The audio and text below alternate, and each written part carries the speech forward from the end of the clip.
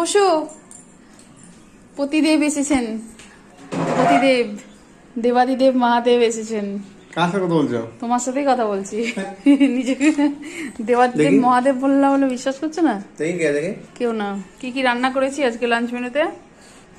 ভাতের মধ্যে একটা শাকের দানা, এখানে আছে মাছ ভাজা, কুমড়ো ভাজা, এটা কি লাউয়ের ঘন্ট, এটা বড়া, পাট শাকের ঝোল মাই ফেভারিট, আর তেঁতুল ডাল আর টক দই। কি গো, কি খবর? খবর ভালো? খাও খাও খাও, তাতেই খাও।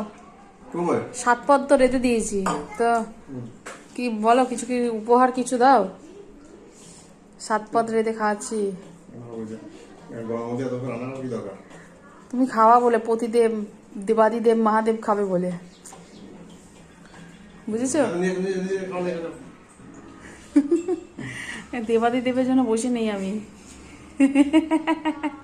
আগেই আবার খাওয়া হয়ে গেছে।